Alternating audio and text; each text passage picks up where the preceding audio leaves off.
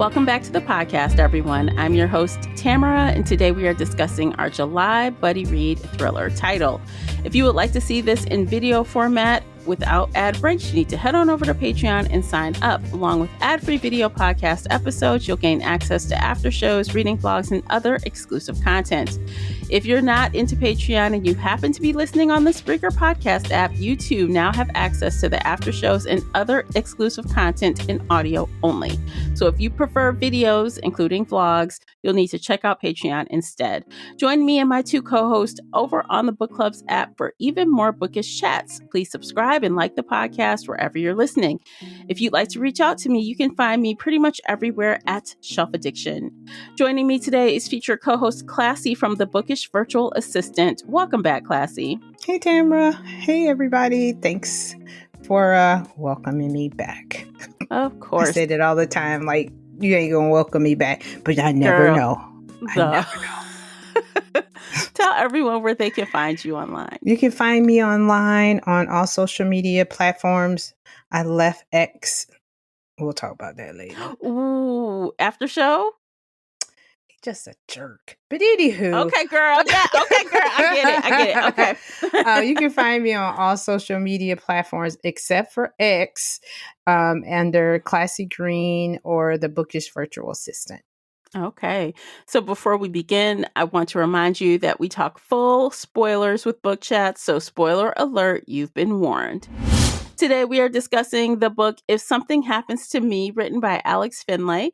The audiobook is narrated by Helen Laser, John Perala, and Paul Dete. Published on May 28th, 2024 by Minotaur Books and Macmillan Audio. The hardcover comes in at 324 pages, and the unabridged audio is 7 hours and 16 minutes. Classy, would you kindly share the synopsis? Absolutely. For the past 5 years, Ryan Richardson has relived that terrible night. The car door ripping open, the crushing blow to the head, the hands yanking him from the vehicle, his girlfriend Allie's piercing scream as she is taken. With no trace of Allie or the car, a cloud of suspicion hangs over Ryan. With no proof and a good lawyer, he's never charged. Though that doesn't matter to the podcasters and internet trolls. Now Ryan has changed his last name and entered law school. He's put his past behind him. Until on a summer trip abroad to Italy with his law school classmates, Ryan gets a call from his father. Allie's car has finally been found, submerged in a lake in his hometown. Inside are 2 dead men and a cryptic note with 5 words written on the envelope in Allie's handwriting. If something happens to me. Then, halfway around the world, the unthinkable happens. Ryan sees the man who has haunted his dreams since that night. As Ryan races from the rolling hills of Tuscany to a rural village in the UK to the glittering streets of Paris in search of the truth, he has no idea that his salvation may lie with a young sheriff's deputy in Kansas working her first case, and a mobster in Philadelphia who's experienced tragedy of his own. In classic Alex Finlay form, If Something Happens to Me is told from several distinct, compelling characters whose paths intersect, detonating into a story of twist after pulse-pounding twist. The story cements Finlay as one of the leading thriller writers of today. All right. So, as we do, what did you think when you finished the book? I thought it was a good story. I enjoyed the twist. I was like, okay, Mr. Finlay. Because I can't remember what story we read last by him, and I gave it 3 stars. So I came into this story hopeful, and I was pleasantly, I won't say pleasantly surprised, because his writing, the last story wasn't horrible that we listened to, but I enjoyed it, and I thought the pace was great. Yeah, I also enjoyed it, and I think the best part was the pace to me. Like, it was so fast. It was really zippy from beginning to end, Mm-hmm. which is usually something that doesn't happen on these kind of books. Usually there's some lagging somewhere, or it starts slow, or, it wasn't that up and down of speed. It was very quick. I mean, I got it done in 24 hours. Yeah. At one point, I looked and I'm like, how long is this? Because, It's short. yeah, because I felt like the pacing was so fast. I was like, gosh, it felt like 4 or 5 hours, but it wasn't. I don't, Hmm. you know what I mean? So I really did enjoy it from start to finish. As you said too, with these type of stories, there's usually a lull, like right in the middle or towards the end. And I felt like it was about to happen, but I didn't notice it Hmm. because the Hmm. storyline and all the different points of views and the twist and everything. I think I was just so excited to see it. Like, how is he going to bring this together? Yeah. And, I think he did a good job with bringing everything together, because he told a story from three different parts of the world. I mean, two in the US, but two different states, like Mm-hmm. not close together. We're talking about something happening in Italy, something happening in Philly, and then something happening in Kansas. Was it Yep. Kansas? Yep. Okay. Yep. So, and it's like those all kind of like came together and kind of melded in an interesting way. Because at first I was kind of nervous. I'm like, well, this is kind of all over the place. When I read the synopsis, I'm like, what am I going to get? Yeah. Yeah. Exactly. Like you said, the rolling hills of Tuscany to Paris Mm-hmm. to, because I mean, Mm-hmm. when you read this, because I didn't really read the synopsis, and lately Oh, I have, London too. He made a stop in London. yeah, and Yeah. because you know, and if I did read the synopsis, it was so long ago because we picked the book so far in advance, not so far in advance, but at least 3 months in advance. So I couldn't Mm-hmm. remember. Um, but then just to kind of hear these different, the different stories, and to start off with Ryan and and I'm like, okay, Ryan and his girlfriend, he's lost. And I'm like, okay, so what's going on? But he Mm-hmm. kept my attention, Mm-hmm. even with the crazy college, his college classmates and this Nora girl. But he does. He draws you in. Um, but he also dangles a storyline in front of you and then he switches it on you. Because, Mm-hmm. like in the beginning with Ryan's story, and they're in Tuscany, and then they go on the hot air balloon ride, or just Mm-hmm. before the hot air balloon ride, he gets a note, right? That says, I know you, or whatever, or meet me here. Basically, someone knows who he is. Oh, I know who you are. Because Mm-hmm. Ryan has moved to Tuscany. Well, he's in law school, has changed his name. He's abroad and he has changed Mm-hmm. his name. And he received a note that says, I know who you are, blah, blah, blah. He's in the hot air balloon. Um, and there's a guy who pulls up, takes off his gloves, and Ryan has a panic attack basically on the hot air balloon. Missing finger alert. Yeah, because I think well, they don't mention in the synopsis, but the guy who took Ryan's girlfriend Allie out of the car was missing not one pinky finger, but two pinky Two. fingers. So Mm-hmm. he is very distinguished, recognizable. Mm-hmm. So when he took off his glove, he was probably like, "Hey, Ryan!" That's all He I let could. Hey. I mean, he called the guy a monster. He had like really unclear memories about that, to the Hmm. point where he thought for a minute, was he thinking something that didn't happen? So for him to see him really made him feel, I guess, vindicated, like he is real. This Hmm. is happening. Yeah, because memories can be, um, what is the word I want to say? Not clear. Can't Like memory can't be justifiable or used to be like isn't always perfect. Especially with trauma, and he felt trauma in that what happened to them. Right. And he had said he had been hypnotized to the point where he only had like seconds of that moment. And it was basically seconds of his life where this man yanked his girlfriend out. So yeah, to see that, like you said, he yanked him out. He yanked him out and knocked him over the head, clocked him one. Yeah. And that's all he remembered is that the man doesn't have pinkies. And can you imagine you telling that story? You're like, honestly, that is a very interesting thing to remember about somebody. And he did do a face recognition. You know, he did have them do a drawing. Right.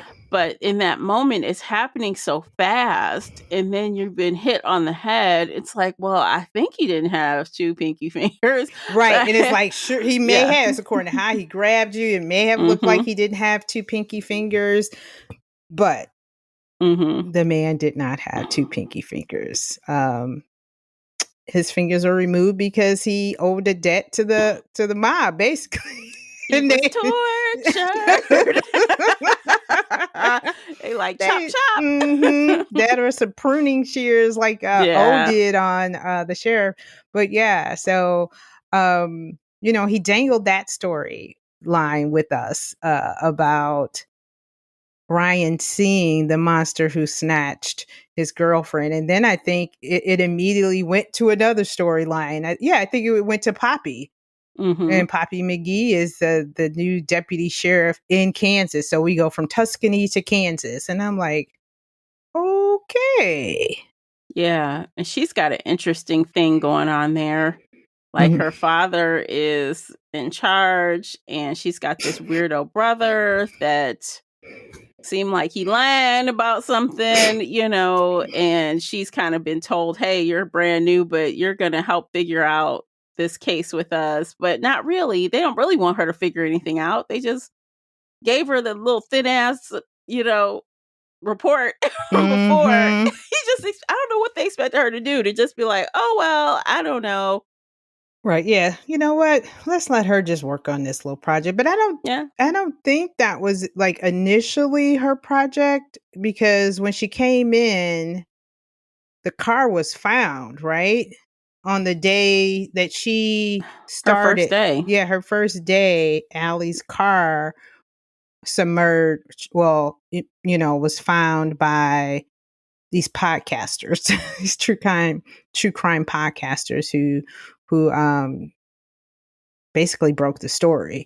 And then it went from there, and it's like, oh, you know what? You don't have anything to do. Like you said, you work on this. And they gave her that case. But her dad was her dad, was he on the sheriff? Did he work for the police too at one point? He did. Because I don't know if he did currently, but he did back then. Back in the day, yeah. Because he was sick and she had came back home, take care of him. And but I know her dad and the sheriff were former military buddies. So, and they helped kind of get her that job because she had a secret of her own. She got kicked out of the military. Yeah. So I think that is okay. The connections of those three men is kind of where I started getting a little bit of the flux. And it turns out that the accountant who is Allison's dad was also in the military with those two. And then I was like, well, who was the one so it was Poppy's father that ran that police department, right? Because he was the one who told her, we already got all the stuff, right? Wasn't that? I believe so. And then at the time. Yeah. Yeah. Because he worked on it back when that other drunkard guy was with the detective. And then he was like, you better check your own house or something. Yeah. So her dad was involved. Right. So her dad and I can't remember, the current sheriff worked on the police force or sheriff or whatever at the time of Allison's disappearance or her kidnapping at that time. And that's where this story kind of gets a little murky because Alex Finlay kind of did a time reverse jump. time jump. But he did it so much yeah, better than Mary Kubica did. yeah, I was because like, oh my God, how did we get this? yeah, because I think it was part 2 or something. And I'm like, Yeah. wait, did we jump 4 years? I said, wait a minute, Yes, no. yes. Because when you were saying that, I was like, wait. He time Yeah, jumped on there. But yeah. he did it so smooth, Mhm. like the storytelling was like, I don't know, but I think he did a much better job than Mary Kubica did with the timeline of this story because like you said, we went from Poppy being a deputy, and then we Mhm. went to Shane O'Leary being on a boat, him and his friend. That I thought that was the funniest damn story. It was short, but it was funny as fuck to me. That him and his friend, his wife called, yeah, honey, we're out here on the boat. I'm thinking they're out there fishing. No, they're giving somebody some cement shoes Yeah, because you know, they're the mafia or whatever. They're the handlers. yeah. So we go from that, and then we go, we jump back and forth, and I'm like, how are these stories connected? And then we move to Michael Lane, who is um He's an accountant. Shane O'Leary's accountant, who Mhm. helps him basically launder money through several different accounts so the feds won't ever know that this is dirty money. And he kind of calls Michael in and say, hey, my son is not doing well at this school. He's not getting Mhm. along with kids. Can you talk to your daughter, see if she can get him some friends? Or know And what's going on. yeah, He and I'm like, Mhm. ooh. So we got, what is that? One, two, three, four storylines almost. Mhm. And And yeah, and then we find out what happens to his son. So we actually get Allison's story in her own time, mm-hmm. which is connected to O'Leary's story Yeah. and the father's story. It's like everything is interconnected, but we were told it. I don't know. This guy, his plot was so tight. Yeah. Finlay, he laid this plot out Man. in such a way, and it was organized, and it wasn't confusing, although sometimes I did kind of get a couple of people confused at certain points, but it was the construction of it was I meticulous. know. Did you ever think at one point you're like, I know he had a board with A murder yarn and board. somebody like this and some Yeah. post-it notes and tying all, because it was intricate. Yeah. It was so intricate, and he wrapped it up. Not only was it intricate, he wrapped it up in a nice little bow at the end. It Oh, felt like a yeah. little rushed a little bit, but everything that I was like, well, what about that? Eh, I wonder what happened there. He wrapped it all up. Yeah, But nothing was left open. no, but like you said too, that the story was just so intricate. We had, because I counted. So we heard the story from Ryan's point of view, Poppy's point of view, Shane O'Leary's point of view, Allie's dad, Michael, point of view. And Um, Allie, because she told her own story of what. yeah, at one point, yep. And Yep. then even Chaz had a story, which Mm-hmm. at the end. So here you got all these points of view at different times within the story. Um, but I think the thing that really got me is whose storyline? Shane O'Leary's story and Michael, I can't remember the last name. Was their name like It was Lane? constantly changing. So, Yeah. Like those two storylines, mm-hmm. Michael, the accountant, and Shane O'Leary's story were basically told like what, 5 years prior? They Mm-hmm. were right, and we didn't realize it until, gosh, I can't remember what Well, part in this. when Michael was telling, okay, because remember they had to run, Mhm. and Allison was pissed at Michael, her daddy, like, why do we have to do this? Mhm. How did you even get tied up with this guy? And he said, well, as a matter of fact, your mother had a severe gambling habit. Well, she had a buying habit. And then when he cut that off, she switched to gambling. Mm-hmm. And then she got in debt to the mobsters. And then your mother up and dies. And guess who got inherited the debt? Yeah. And to That's make how it I got even, mixed right? in. And to make it Yeah. even, I had to launder their money. Mm-hmm. So, yeah, through all these, offshore accounts and this, and that. And then all of a sudden, the FBI agents are like, hey. But though, it's so crazy because Allison says, this is my fault. And then her little friend, Ryan's like, no, it's not your fault. I'm like, yeah, it is her fault. Because if she was a little asshole when she was 14. This is one of the few times that something you do when you're 14 lives with you forever. Yeah. But we didn't know. Like, we saw her in the mirror when the dad said, hey, look in the mirror, because the dad, Allison showed her dad the recording of, because what happened is Shane O'Leary's son Anthony was being bullied at school and at a party, and in the mirror you could see the students who were basically kind of doing the bullying. It was 4 of them doing the bullying. Yeah, and the daughter was in the mirror as well, his daughter Allison.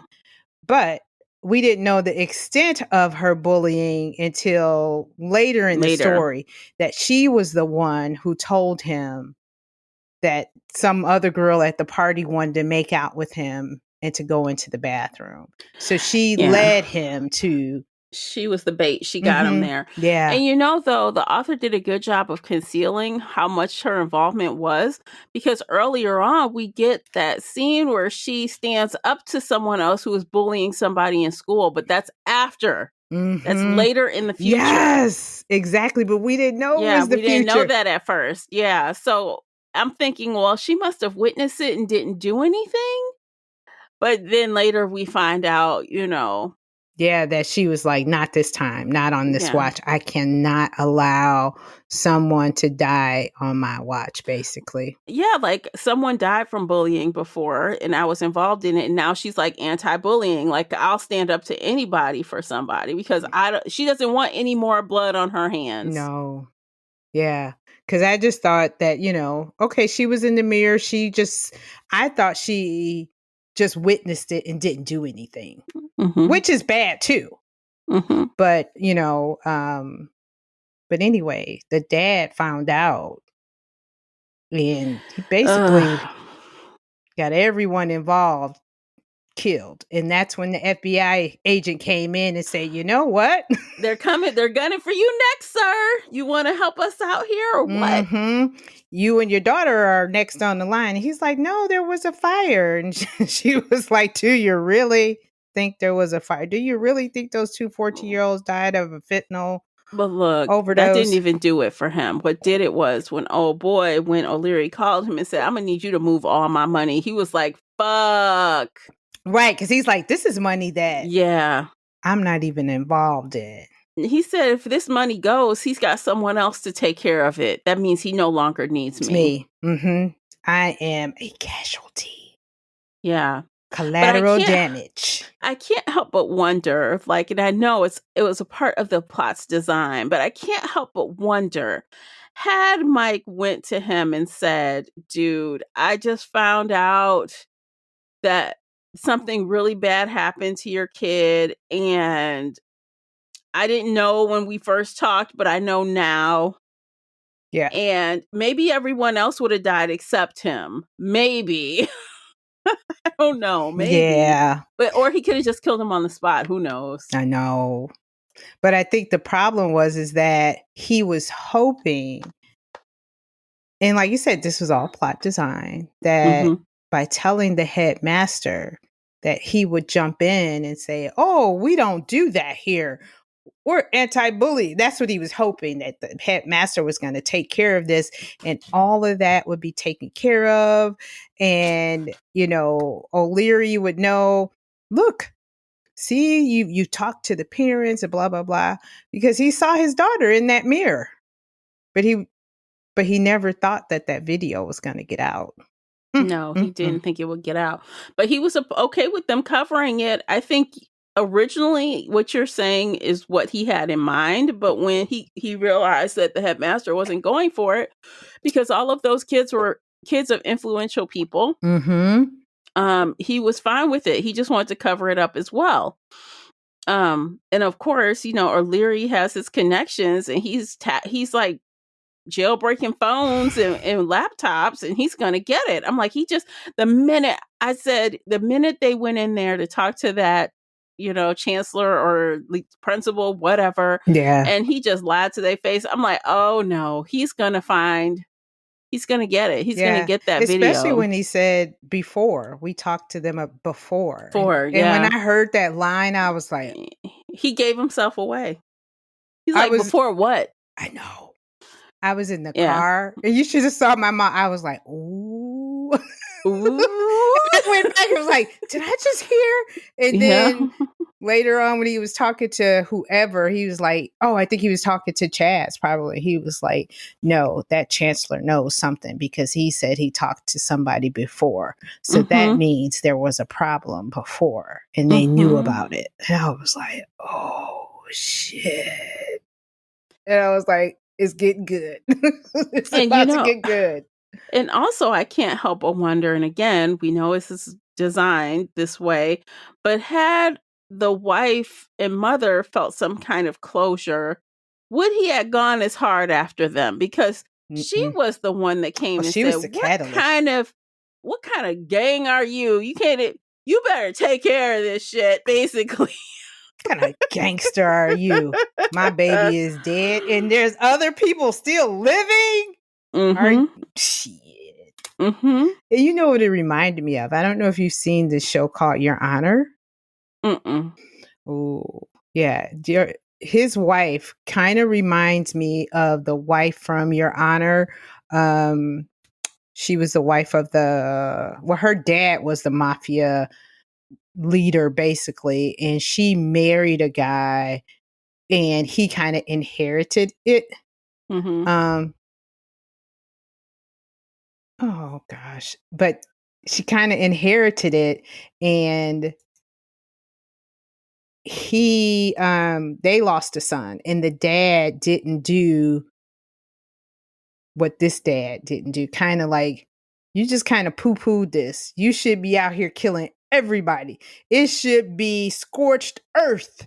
My son is dead. Everybody should be dead that was possibly involved.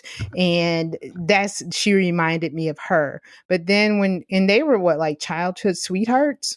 Yeah, I saw another thing that it was a similar theme, except for it was a woman boss. And she basically said everybody is going to die, whoever was involved. So that's not okay. So that's the thing. These aren't necessarily new, fresh themes, but the way he utilized them made like new. You know what I mean? Yeah. And then for Gina to kind of, she lost all. She was no longer the same. She was probably dead to the world. She probably was just a shell of a person.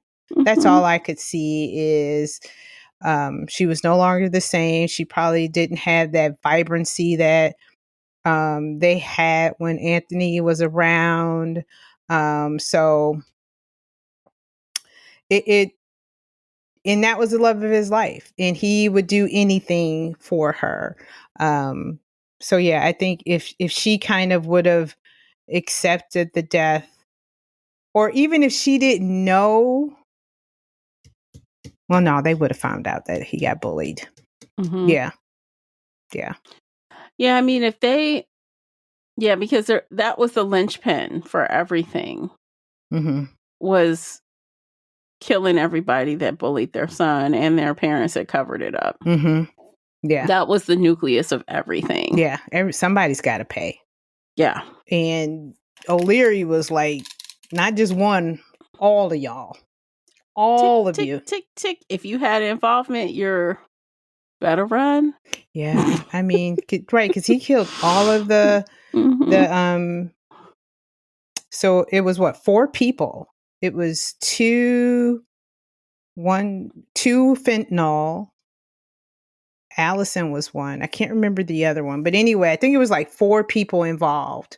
And all of those kids died, basically. All 4 of the children died. Well, except for Allison. Yeah, except for Allison. Well, so that means 3 of the 4 children died. The principal died. Mm-hmm. In a fire. And I think one of the kids was in the fire too. That's what it was. And then 2 of them had fentanyl overdoses. Yeah.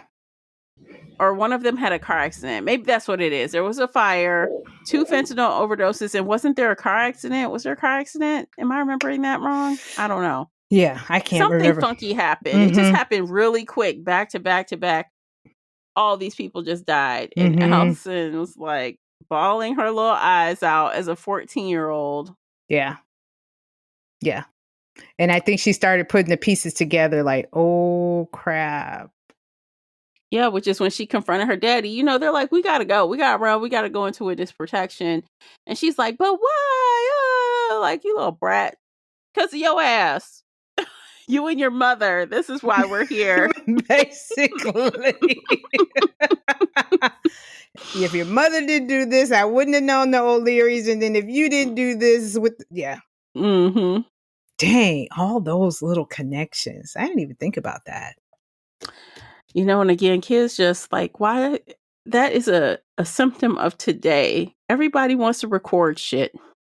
Mm-hmm. Why would you harass someone to that extent and record it? Because they want proof. They want to laugh about it. They want to spread it around. Mm-hmm. Yeah. And you always get caught. Yep. And it's always got to be the first one to record and the first one to share. I mean, yeah. And yeah. Viral videos again. Look, kids nowadays, you can't get away with nothing because everything is on camera. Don't even try. Yeah. Yeah. And even though you think you can get rid of it, there's always something. No. Look at was able to crack all kind of shit in those phones. I think he probably was the one who found the tech stuff that we just didn't know his name at the time, who was able to get into the chancellor's phone. I don't know if it was or if he knew a guy, because I remember he was at like the funeral or something, or the wake or something, and he was like, I'll tell you later, and he's like, tell me now. Yeah. And he's like, oh, he showed them the video. Yeah. That's gotta be like heartbreaking for a parent to like see that and know their kid committed suicide as a result of that bullying. And I'm sure there was other bullying involved. That was just the last straw. Yeah, right. Because the mom had said he wasn't feeling basically not involved, but what's my brain? Perimenopause brain. It's not even peri, it's menopause brain. Girl. It's but fine. You know, like he didn't feel like he belonged. He didn't feel he didn't fit a part or included in the school, and he felt like an outsider. So she knew that. So this had been going on because, you know, when the dad would call, she would say, Anthony's, you know, he doesn't want to talk about it. And then, you know, even the chancellor was like, it's been discussed before. So, yeah, I can't imagine. And for him, like you were saying, Finlay, to use these different hot topics, you know, not commit suicide. Like, I did not know that they don't say commit suicide. What was the term that they used? Oh, he said it was some twist of the words. Yeah, because and O'Leary just said, I don't care. I'm not saying that. Yeah, because they said the stigma of it, because commit is like a crime. But I was like, I mean, it probably does. I bet that's what they say. I just never knew. Because at first I thought he was going to say he unalived himself, because, you know, that's what they say on social media, because you can't say kill or suicide and different things. But yeah, I was, you know, I learned a lot. I'm going to say a lot, but, you know, it was some very interesting topics that are probably hot topics that are going on now, because bullying is big. Kids committing suicide because of bullying is a big thing. Oh, here it is. So I actually found an article. Mhm. An article says language matters, why we don't say committed suicide. Okay. And there's a whole article, and instead it's died of suicide or Mm, suicide death. But in the book, they did say died of suicide. suicide. Okay. Yeah. Yeah. And I guess this is in 2021. This from 21. So Mm. this article is in 21. I'll try to remember to link it in case you guys are curious, because I never heard that before. No. Yeah. Wow. So I guess that's my old lady self coming out, because I didn't even know to say died of suicide. Yeah, I didn't either. And now that when I did hear that, I said, I think I do remember it being said for some other person. That, we've had a few people who've probably who have died of suicide. Excuse me. And it was probably stated in that manner. And I probably just glanced over it because all I saw was suicide. And when you think suicide, it was self inflicted. Mm-hmm. But I don't know. There's so many. It's such a. I understand why there's a lot of sensitivity around the words in that situation, right? Yeah. Um, Especially when teenagers are involved. Yeah, and that is like a huge thing to tackle in this book. And somehow it wasn't contrite. It wasn't, Not. He managed to do it well, talk about this in a way that made sense. And the vendetta made sense. Yeah. Revenge it made sense to the story. Yeah. And unfortunately, that fallout also made sense for the other characters, how it was a domino effect and kind of reached out and touched Ryan years later. Yeah. All that interconnection. But yeah, I would agree with you that the way he did with the suicide, it was done well. It was it had that emotional attachment to it. But it wasn't lingering. It wasn't it didn't take, I won't say it didn't take away from the story, because suicide is very emotional. But he tied that with, the grief of the mom, and how the dad handled the grief of the death of his son, and also the grief of losing his wife, who was there physically, but she wasn't there emotionally anymore. So yeah, I would say I agree. He handled that whole storyline very well. Yeah. Okay, I think this is a great space to take a break. We're going to listen to these commercials. By doing that, you are supporting the podcast. Don't forget to check out the book review journal, available right now on Amazon. Click the link in the show notes and pick up yours today. When we come back, we will finish our conversation, rate the book, and of course, talk about the audiobook narrators. We'll be right back. Today's episode is brought to you by the Shelf Addiction merch store.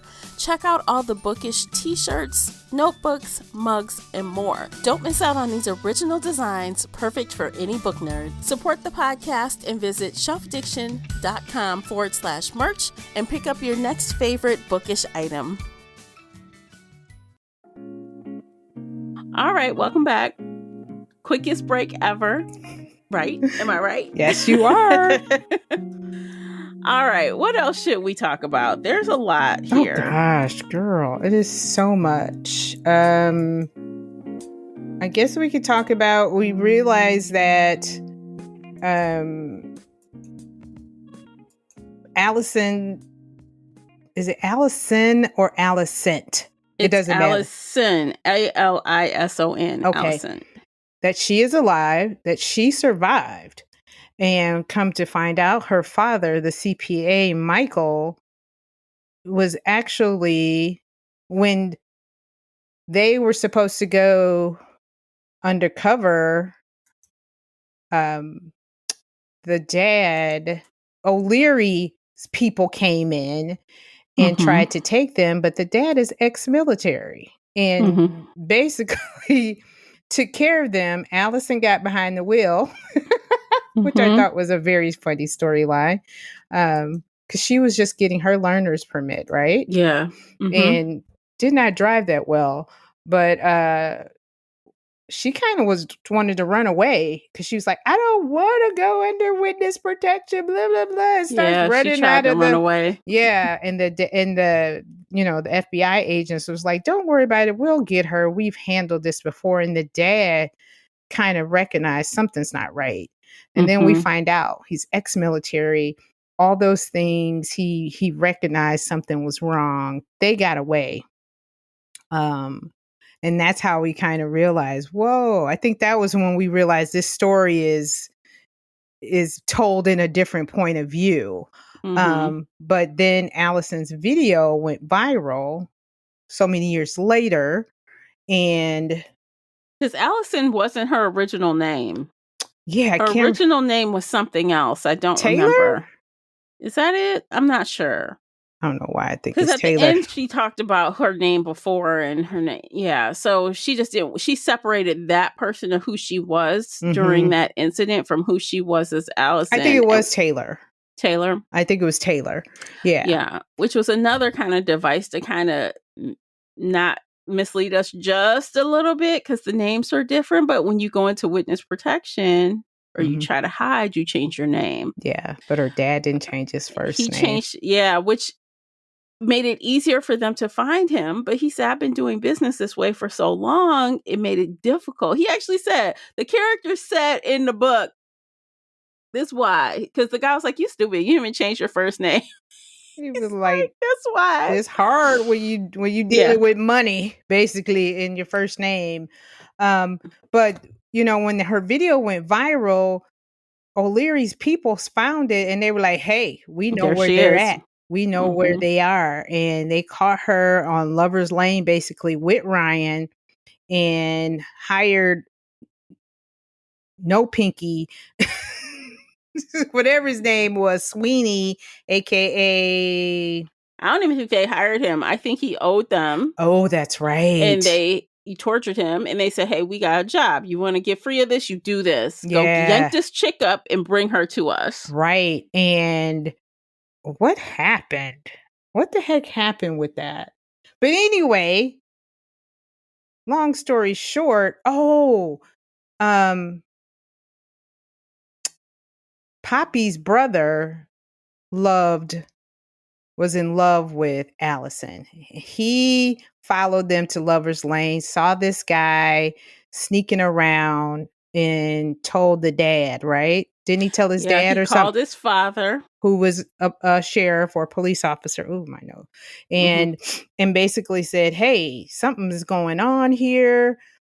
The dad calls because they all knew that Michael was in hiding, basically. So they're like, hey, somebody is trying to kidnap your daughter. They all come in, and the dad takes care of the two thugs that were trying to... Yeah, so that was the waiting place. So the No Pinky Finger got him, took him there, but then Poppy's little brother followed and was hiding, called the daddy. Daddy called the reinforcements. They come, get everybody out the car, and kind of threaten old boy. And he runs off, and then one of them runs off to try to catch his ass. The No Pinky guy. Yeah. And then the two mobster guys, not O'Leary, one of the others. There were two other. And And they, the father, the accountant, hides his daughter, hides in the bush. They come, they get out, pow, pow.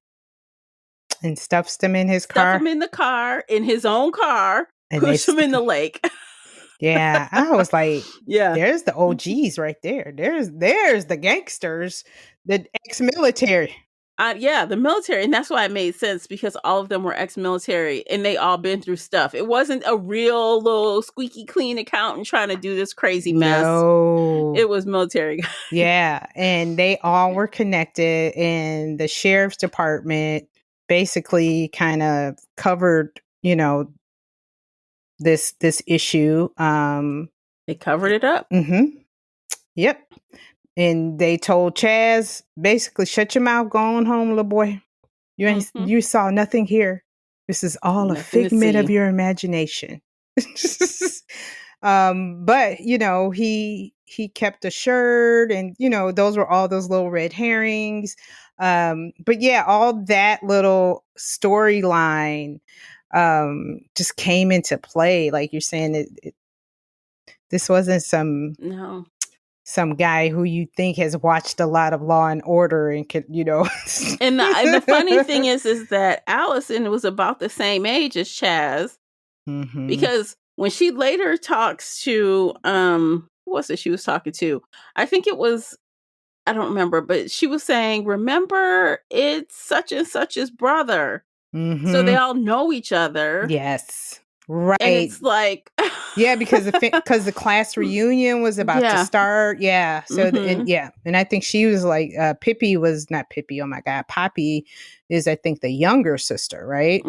Yeah. So yeah, because they were like, oh, and even when she came, when she was I guess talking to someone, and people figured out that she was such and such a sister, Chaz's sister, little sister, like, oh, they were kind of giving her the eye at when she was talking to the friends, like they knew her. Yeah. They knew of her, but they knew her brother. Yeah. Like, oh, interesting. The little the gang of friends, the little three girls. Yes, Juliet, the one who wouldn't shut up. But yeah, I did. I enjoyed, and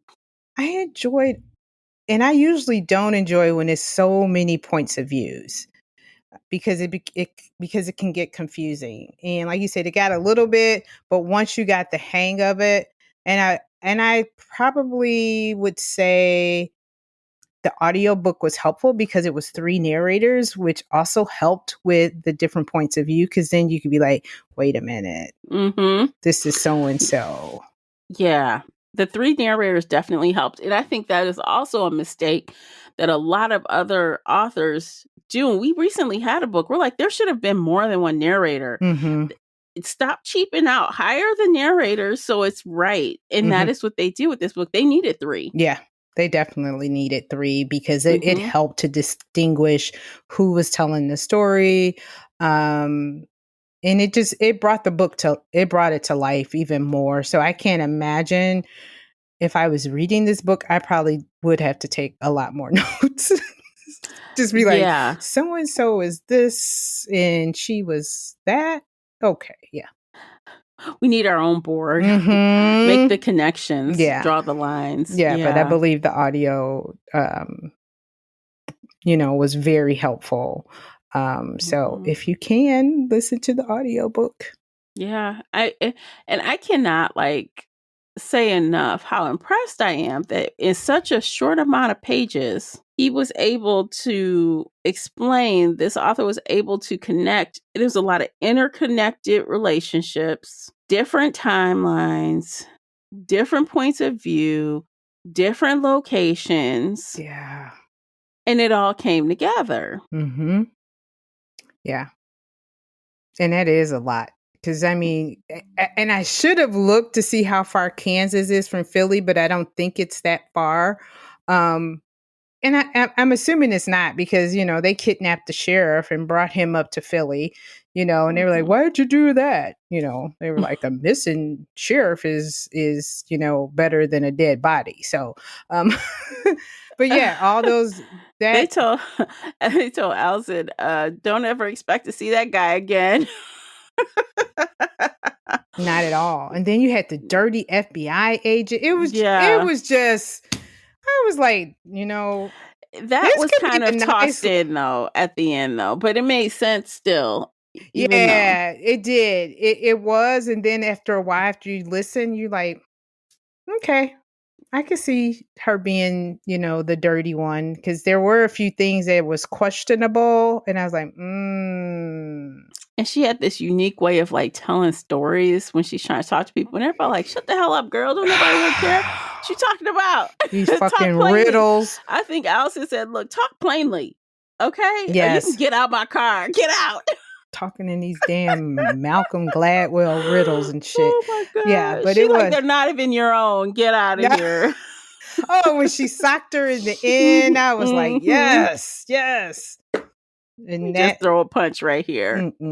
Yeah. But yeah, I really did. I enjoyed the story. I enjoyed the ending. It was a good story. And I finished it today. Me And too. not to say, that it was, I just wanted to kind of have it like nice and fresh because I listened to it at the gym and I was like, I'm going to try and like pace myself so it can be nice and fresh by the time I get here. And I just smiled at the end, when, Yeah. with the dad, because dad is doing better. Dad was making dinner and Yeah. she could bring a guest. And her brother was like, this isn't the military. You can bring whoever you want. You And can I bring was a like, girlfriend as long as they're nice to you. We don't care. Like, oh. right, because he said from this whatever GBA, and I was like, Chantel. But I could tell something earlier when she had an interaction with her. I said, oh. Chantel said, Poppy motherfucking Yeah. McGee. I was Yeah. like, oh, okay. I get that. Cause I think she said, would you want to go out for a drink or something? And then she kind of mentioned, have you ever been? And I was like, oh, this isn't a little, come on, let's just hang out, because they're from two different, because they don't work together. I mean, they work in tandem, but it's not like they're a coworker. Where it's like, hey, we had a rough day, let's go have drinks. Right. No. Yeah. So Yeah, I was like, I was also cheesing at the end. I was like, oh, look at that. I actually also like that Ryan and Allison did not end up together. Amen. Yeah. I did too. I really did too, because he was pining for her. But it was like, at one point, I felt like, was he pining or was he just feeling bad that what happened under his watch? I think that those feelings were kind of jumbled together for a while. But he did like his new friend, Nora. What's her name, Nora? Yeah, he was into her. You could tell. And she was into him, because when he told his story to all his friends at once, the author kind of pointed out that she kind of had this sadness about her, like, like, dang, oh, but I'll help you. What can we do? So clearly she liked him and he liked her. But I do think that his feelings were kind of tied in with what he felt when he was a teenager. Yeah. He had to separate it. Yeah. And I felt like too that they had grown apart, definitely, but she was just, but it was that closure. I liked the way that they had the closure, like, hey, you're safe, we're good. And, they'll probably be friends for the rest of their life. But I was really glad that happily ever after wasn't maybe Ryan one day they and can Allison. laugh about it. You remember that time people thought I murdered you? No. Yeah. Yeah. I was glad that the HEA was not for Ryan and Allison, but for Poppy, who, I did. I enjoyed that too. Yeah, which is excellent, because I like a realistic ending, and that's what we got. That would have been so stupid if those two ended up together. After all of that. Yeah.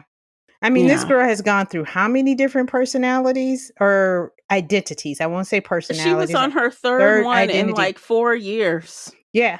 And she basically hadn't really found herself until Chad. And then Chaz. Wait, let's finish that up too. Because, Chaz was like, I'm done with this shit. This is it. It ends here. He let all of them go. And I was like, okay. Because I think, he had that come to Jesus moment. He's tired. Like, he had his own situation, like his little grandson, who is the thespian. He ended up having a grandson that was being bullied. Spirit. Oh, he like, I'm gonna take care of it, baby. Don't worry about it. You go do your plays. It's fine. He's like, I don't know what the hell going on, but that's my baby up there. Yeah. And I think he was just over all of it. He's like, fuck this. This is done. Well, remember, like he said, when Shane was like, you not going over there? He's like, I'm a little too long in the tooth for these international flights. So I knew, like, he's like, O can handle that. When he had Allison and Ryan, he like, this little young buck, he's a big guy. He'll take me out. What is this? Yeah, he thought he was like, Don't, if he gets the upper hand, it's done. He sure thought about it. He was like, Yeah. I've cut my losses. Everybody else, they dead too. After he Yeah. found out that they did not survive, he's like, Mm-hmm. nah, they just Yeah. escaped. I mean, he did pound that one guy's face in the art gallery. Mm-hmm. Allison's like, hold on, you can stop. Yeah. He's still alive. He's Okay, like, but Dodge, stop, please. the irony though, he did not kill him, but then her father came in and killed him. I know. Mm-hmm. Yeah. And then, the way it ended for Chaz, because Chaz wind up taking over the business because Shane had died. Shane's brother was killed by Michael with the Mm-hmm. detonator. God, this could be a movie. It could be. It could definitely be a movie. But I love the fact that he didn't write it to be a movie. You know Mm-hmm. what I mean? Like, this didn't feel like it was written to be a movie. This was written to be a book. That's how I Mm-hmm. felt. But so he wind up being the boss Mm-hmm. of the crime syndicate or whatever. And after his grandson's play, he's like, my people ain't even opening doors for Those me and pick. slackers, what He's they like, doing? where they at? He's like, I tell you, these young whippersnappers, they had no respect. Back in my day, we would have blah, blah, blah. And he gets into his car, opens the door, and all his henchmen are dead. Mm-hmm. And who comes around the corner but Leo, whatever, the brother of, wasn't it the brother of one of the men he put the cement shoes on? Yes, He's it like, was. He said, "I was just doing my job." He he's like, like, "I you get didn't have it." to do my brother like that. He's like, "I just did what I was supposed to do." He like, "I understand, but pow." And that was a funny thing. It was like we had sadness, we had Yeah. love, and we had laughter in this book. Cause I sure laughed. Cause I was like, I know I should not laugh at Chaz, but he was like, yeah, I know you had, and I'm just doing mine. I mean, honestly, and that's the thing, like, some of these people did some really bad things, but the author made them not seem so bad like him. He Mhm. did do bad things, a lot of bad things. And I mean, hell, he pretty much also had his grandson's bullies. Something happened to them. He did something. Yeah. He told that guy, I need a favor. So he sick people on these school age bullies. So he's not like a good person, not really. So it's kind of like, A little that's morally what he gray. deserved. Is it Yeah. deserve it? Yeah. Yeah. Yeah. And I think he probably knew his end was going to come eventually. I mean, you don't live that life and think you're just going to, you know what I mean? Like you're going to get out of this unscathed. You have No. to know. You're stupid if you don't think that someone's going to be gunning for you at all times. Revenge is real. Mhm. Mhm. And you've killed enough people, you've done things to enough people that someone's always going to be looking for you. Yeah. Yep. That's You why are you're supposed to watching have your back. guards. Yep. Yeah. Little whack ass guards. He was too comfortable. He was too comfortable. Yeah, he was. He had got and they got him. I mean, Mm-hmm. in his most vulnerable state. And At that's least how he they got to do it. see his last little play and, Yeah. It was a give good us. story. Yeah, it was good. It was a good story. And like Like I I said, I said, did. I think I went through every emotion with this book. Smile, a little teared up to hear about Anthony and the ending with, the laughter. It was a good mhm, story. yeah. And now I'm Even like trying to though, figure out what my rating is gonna be well, in my look, so head. even with the little cute ending, like Ryan, you could tell there's still some scars there. He's got some growing to do, but Mm-hmm. he's gonna make it. I feel like he's gonna make it. He Mm-hmm. might end up with his little girlfriend Nora, who end up being like the lead of the law review, which I liked. He Mm-hmm. didn't, he's a far second. Yes. Exactly. All the characters I feel like got a realistic Ending. They ending. did. I do too. I don't think anything Yeah. was far fetched. That damn Michael. That you want to talk about Papa Bear? That Yeah. man didn't play. He He like, drove that damn car into the bear cage. He was like, don't worry about it. You won't get me. You can have me, but don't yeah. don't mess with my daughter. which kind of, he even talked to, Poppy's dad in the hospital. He like, hey, dude, I got like a couple options. They're not good, but what do you think? And that last one where he just said he gonna have to take himself out with him. He knew it. Yeah. And his friend knew it. He all sick, but he kind of gave him the yes by squeezing his hand. He like, yep, that's it. Yep. So he knew, I got to go down. So of course, I'm sure Allison's feeling that, from her father dying, but yeah. But I think, with them being on the run and what she's probably seen with him, she probably knew that's what my dad would have done. That's, I mean, your father's killed people, like literally killed people. We're not even talking about in the service. We talking about in his own time. He killed people. Yeah, because I think he had mentioned in the book that he said, after he had left, he was never going to kill again. He didn't think he was going to have to, but he killed 4 people. He killed the 2 guys in the car. He killed the one guy who came and he blew him up outside the bank.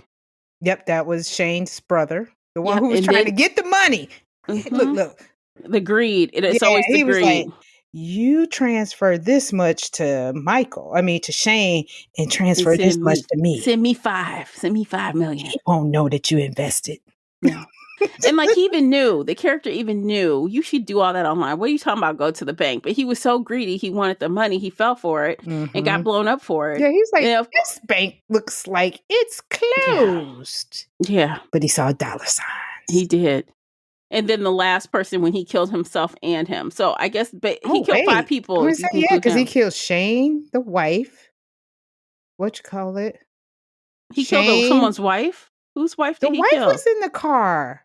Oh, she was? Yeah, because remember when they were driving, Shane reached back and squeezed her hand. That's right. So he killed Shane, Gina, the 2 men who kidnapped Allison, and he killed Shane's brother at the bank. So that's 5. Damn. Yeah, he killed 5 people. The body count. But in that case, if he wasn't going to kill him, Shane was going to kill him. So it was definitely. He was going to go. Yeah, he was like, this is the end. I'm going to go on my own terms. Yeah, he came for him. The boss came for him in the end. He's like, I've sent enough people. They all don't come back. I'll take care of this. Yeah. And he's like, Allison is straight for the rest of her life because you can best believe that she knew where that money was. Yeah. Because he never transferred it. $20 million. Nope. He stole 10 and turned it into 20. And in my mind, I was like, I wonder if he made more than 20 and he just told them 20. Him. A good accountant. Yep. Okay, let's rate it. Because I am similar to you. When I sat down today, I did not have a rating. Yeah. I was like, we're going to talk it out and I'll decide my rating during this conversation. Yeah. Like, right after, it was kind of like a 4, but the more I talk about this damn story, I'm almost like wanting to say 5 because... Wow. Yeah. It was not a 3. It was definitely a 4. But I'm almost like, this book had like everything possible. But I'm like... but there's something nagging me. Something doesn't want me to give it a 5. Yeah. And that's the thing. I can't tell I know what. Right. And that's where I'm at. I'm like that between there. But it is something that it's not like full circle where it's just like, ugh. But the more we talk about it, it's kind of like, it's a great story. But it's not like one of those, gosh, this was a great story. I think maybe if I really tried to nail down, maybe it's that it wasn't very original. Okay, so the construction of it the ties were, but each individual kind of plot device wasn't new. No, because we talked about that we've seen this before. Yeah, so maybe it's that. Something in this. It's niggling. It is. But it is, but it's like you said, it's such a great story that it had all of this, but it is where I'm like, So where I'm sitting, if we were a podcast that did halves, this would be a perfect opportunity for half. Mm-hmm. But since we don't do halves, I know my rating is going to be a 4. Mm-hmm. Yeah. Mm-hmm. Yeah. But like I said, I don't think it's been a long time since I've been able to say I laughed, I cried, with all these. But yeah, there is something missing. I don't know that's giving me that vibe, but I'm like, it could be. I can feel it, but yeah. There's just a little something. Mm-hmm. The je ne sais quoi. I don't know. It's just something. Yeah. Yeah. And I can't see myself singing. And usually with my 5s, I'm like, everybody read it. Yeah. Everybody. And you know what? Yeah. And this is not, I wouldn't be screaming this. When you say that, I wouldn't scream from the rooftops that this should be like, if you don't read anything else this year, you should read. Right. It wouldn't be this. No. Mm-mm. But I would say, you know what? This was a good book. Or somebody say, have you read that? Yeah. I think you would find it interesting. Yeah, but this if someone wanted something new or to try an author they haven't tried before, and if they haven't read him, I would recommend this. Yeah, definitely. And actually, I went back and I looked at the other rating. The Night Shift I also gave 4 by him. Okay. And I kind of read like a review of something, and some people said some people said they didn't like this one as much as the one before this, which I think he had another book between the Night Shift and this. He did. It was Every Last Fear. And that was on our radar for a while, but it fell off. I don't know what. I remember that being in our lineup at one point. And when we started talking and switching things around, it dropped off at some point. And I don't know why. Oh, yeah. And it's rated a 3.93. Yeah. Oh, you know what? It came out in 2021. Or is it the one you talk about? What have we done? Oh, well, I know I was trying to read the one that I was saying, Every Last Fear. Yeah, because that cover looks familiar. Okay, so that was before. So what have we done? Yeah, I did not know much about that one. Okay. And it seems like oddly, so I'm looking at the ratings, right? So Every Last Fear was in 21. That had about a hair under 47,000. The Night Shift, I think, was his most famous, most popular book, coming in around 66,000 ratings. Yeah. Then What Have We Done? It kind of drops to 27,000 ratings. And then If Something Happened to Me right now, and it's a new release still, but right now it's sitting around a hair under 16,000 ratings. So I'm not sure what that means. Does that mean that they didn't do enough work getting this in front of people? Yeah. Yeah, I think so. But I mean, that's still 3 months? Do you think it should be more? Yeah, okay. I think so. But again, maybe they got a little comfortable after the Night Shift. They had a really high response to that, and they just got a little lazy with it. I don't know, because I didn't see this didn't even come across. I don't know how I even saw this when we were searching. Maybe we were just searching people we had read before. Yeah, it came up. Yeah, I don't remember this coming across my timeline as something you should read. And I think most of that, you and I are in enough groups of between Instagram or just people that we follow that we would in our algorithm would get, thrillers, crime fiction, mystery, excuse me, suspense books that, that would come across as books you should read. And I don't remember this being one. I think, like you said, it came across as one that we've read before, because I remember you saying, hey, we've read Alex before. Maybe we should try him again. So, yeah. So I'm glad we did, though. I'm glad we did come across it. Because I think I'll definitely read him again. Well, isn't that something? I scroll down. I don't know if you see it on Goodreads. Scroll down to the bottom, and it's Goodreads articles and lists featuring this book. 6 books you should read, recommended by readers. And his book comes up. And that was dated the day his book came out. So, okay. Okay. Yeah. Okay. Okay. But yeah, I am glad that I read this because I gave Night Shift 3 stars. and I think I would probably like to read another one of his books. Yeah, I definitely will. Don't know when, but definitely will. Yeah. Up next, you guys, we are reading The Last Mrs. Parrish by Liv Constantine in September. And I can't believe we're already talking about September. That sounds crazy. Like, what happened to the summer? I know. I'm very confused how the whole summer just flew by. But anyway. I don't even want to say it anymore. I know. But we read the prequel on our own and we liked it. So I'm thinking, and this one is not a new release, y'all. It's been around for a while. Yeah. So we'll see how it does. Yeah, we had heard about this was one of those books you should read. I had a friend who kept saying, if you haven't read the blah, blah, blah, you should. So we're trying some new stuff this year.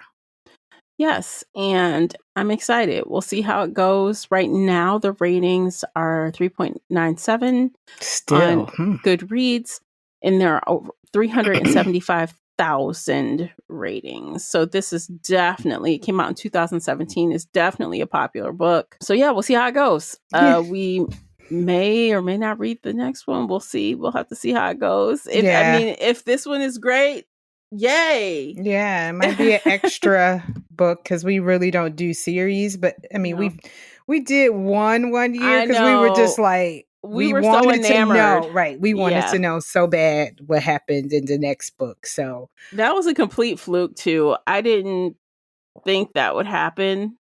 But it was fun. Yeah, it was a fun ride. Yeah. The whole group was like completely off their rocker with this shit. It was so crazy. It was so crazy. Yeah, we had one book club member. She was just sitting there all nice and calm and blah, blah, blah. And we looking at her and you read the... She's like, yeah. Yeah, with the next one. And then we're like, if she read it, we're done. We're going there. Yeah. And she did. She's So like, we did. She's like, I wanted to know what was going to happen next. So...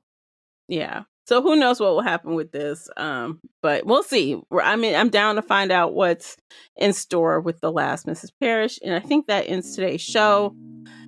Classy, anything else? No. Okay. So we are done today. Thanks so much for listening to the podcast, the entire episode. We appreciate you for doing that. Don't forget to like, share, subscribe so you don't miss any new episodes. And of course, if you are on Patreon or if you are a supporter on the Spreaker app, there's an after show available for you to listen to right now. And that's it. We'll see you next time. Take care of yourselves. Bye, guys.